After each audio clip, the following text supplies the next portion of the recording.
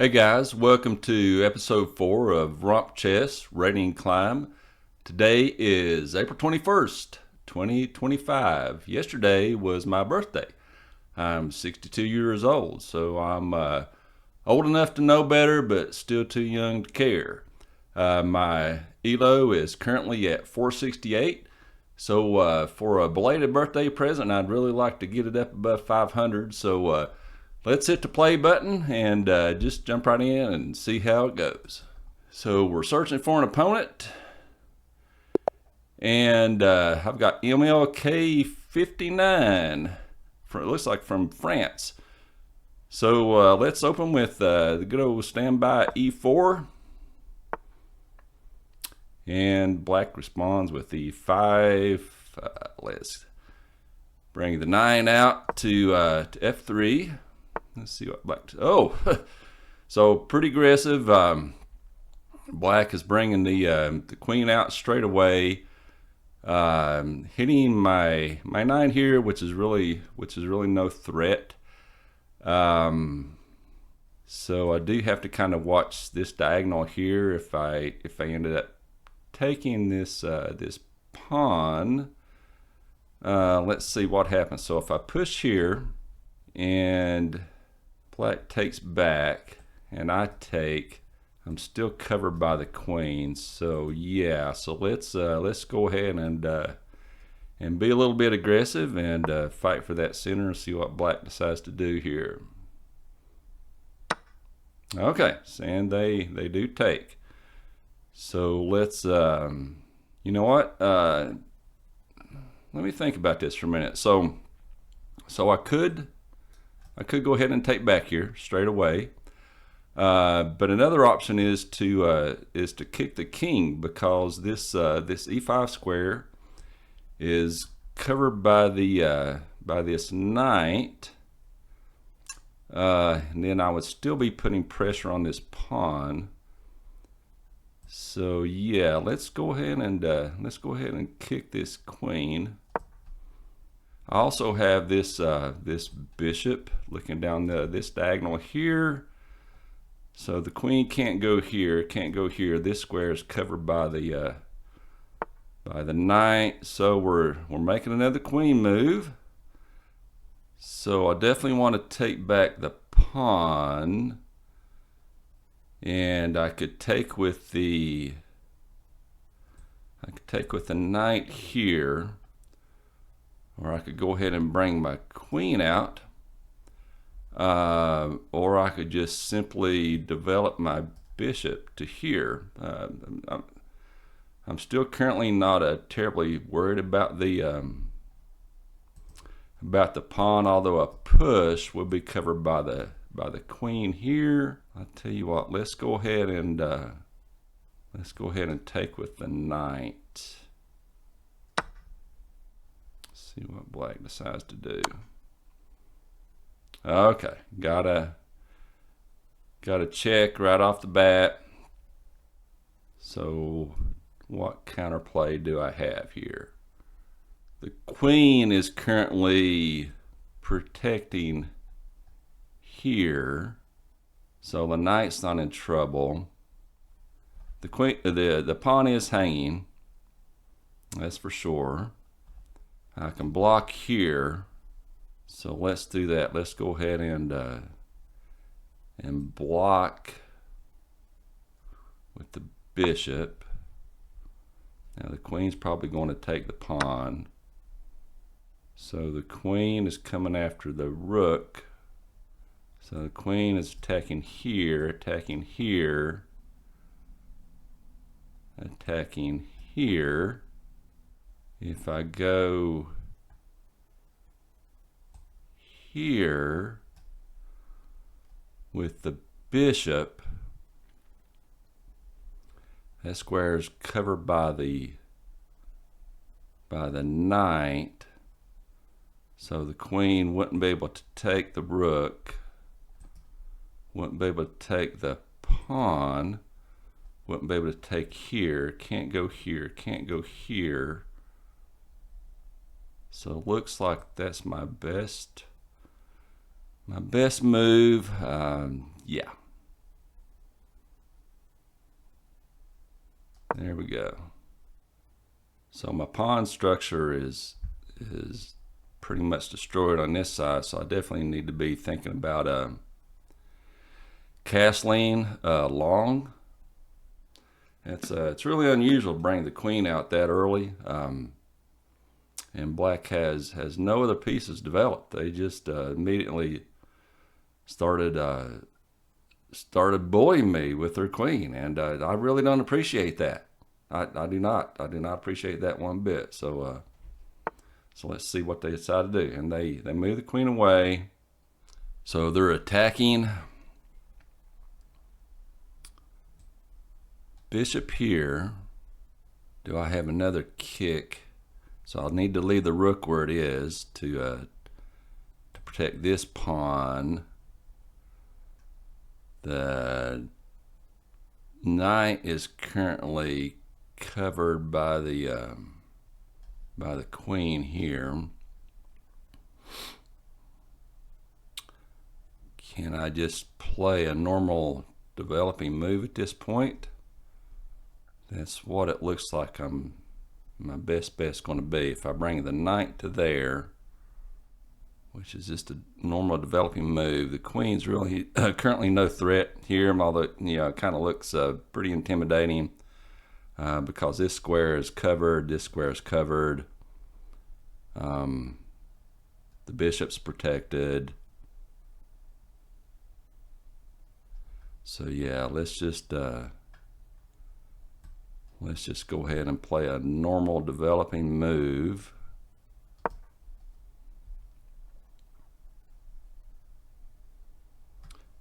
And I'm going to need to think about lifting the queen, because I want to castle here. So the queen is going to either have to go here, here, or here, and I need to maintain protection of the bishop, although the bishop is currently protected by this knight. And then I also have this threat. Okay, so I have this threat by the pawn here. So if I put the queen here, just kind of thinking ahead a little bit, I'll have my queen on the same file as the king, which is desirable. So if black takes here, I could take back with the check. So yeah, so that's probably where my queen's going to go. So let's go there. Depending on what black does, I could actually take here with a revealed check on the king, because I have this threat here. So I could take here. Queen, let's see, queen is going back to the 4th rank. So yeah, so if I take here, that's a revealed check, and I can still do something with this bishop and castle long. So let's go ahead and do this.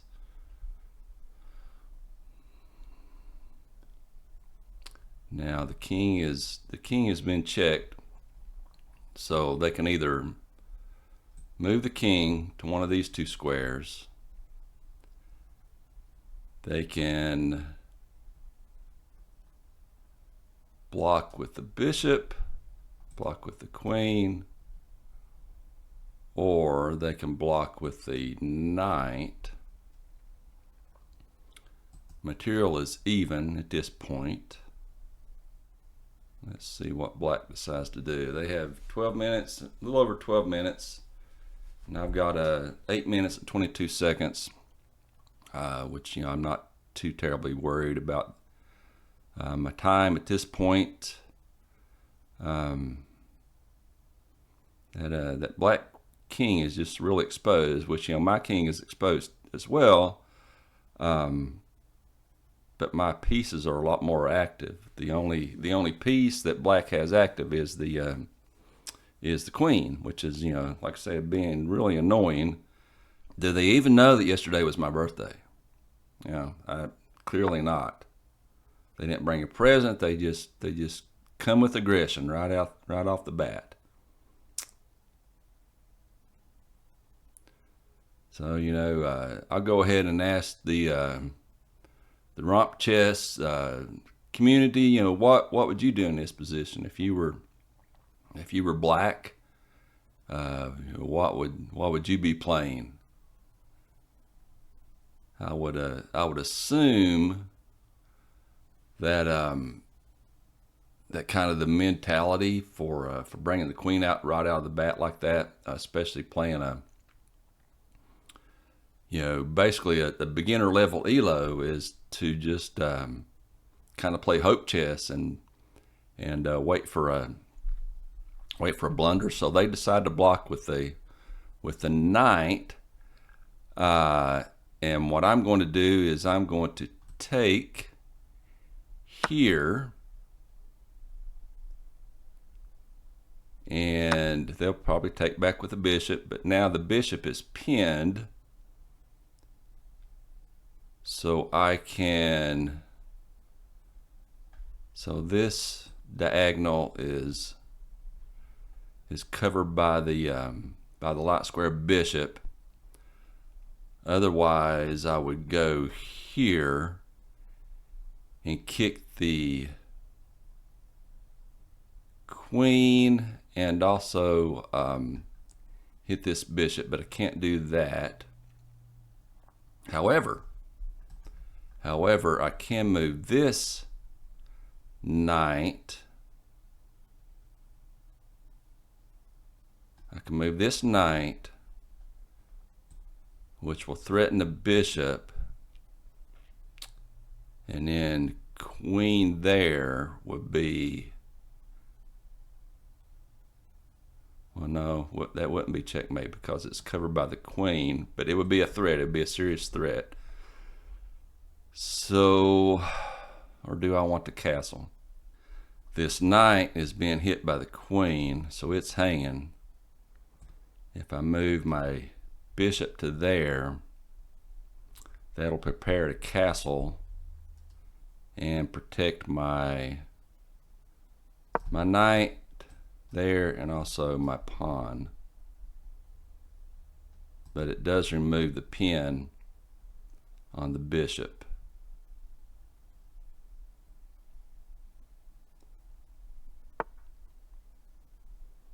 Okay, so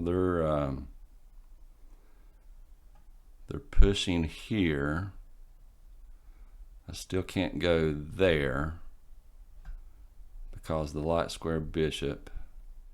I have another check here, but black would just block with this bishop. Then I could hit the pawn and threaten the rook. So let's do the check here. Now they're probably going to block with the bishop. No, they block with the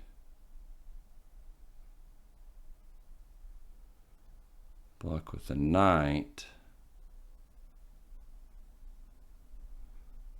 So if I take, white can take back. The knight is pinned. Let's do this. That knight is in a really vulnerable position because of this queen anyway. Yeah, so I'm going to take here with another check to the king. Like that. I do like the way I have this bishop on this diagonal. So both the queen and the bishop are pointing at this rook. And if I take the rook, then this bishop is pinned. Oh, they abandoned. So that's unfortunate. I was really hoping that that we would play that game to the end, but I guess if they abandon or if they resign, I guess that pretty much is the end. So that's all good. Let's we'll take the win, and let's just jump right into the game review. And let's take a look at the stats here. So on the game rating, Stockfish gave me a 1300, gave my opponent 700. We pretty much evenly matched in the opening. Middle game, I definitely took an advantage in the middle game. I played with an 87.1 accuracies, which I'm really proud of. That's uncommon for me to to have an accuracy rating even in the low 80s, much less the high 80s. I'm usually low 70s to mid 70s. So I didn't panic. So I'm really proud of myself for that.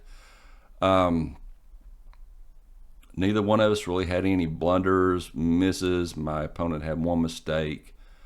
Nothing outstanding about the game really, other than Black ignoring basic chess principles in favor of bringing the queen out right away.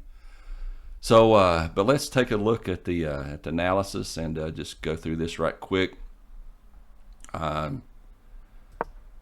Just right off the bat, pretty much standard chess moves to this point until Black brings this queen out, and Stockfish does call that an inaccuracy. I don't think we really need to dive too much into why. Typically in chess, you don't want to bring your queen out too early because it's just really vulnerable. And it may seem like it's a good thing initially because you're putting pressure on your opponent with your most powerful piece, but you can get yourself into a lot of trouble by doing that. So Black completely ignored opening chess principles in favor of bringing her queen out.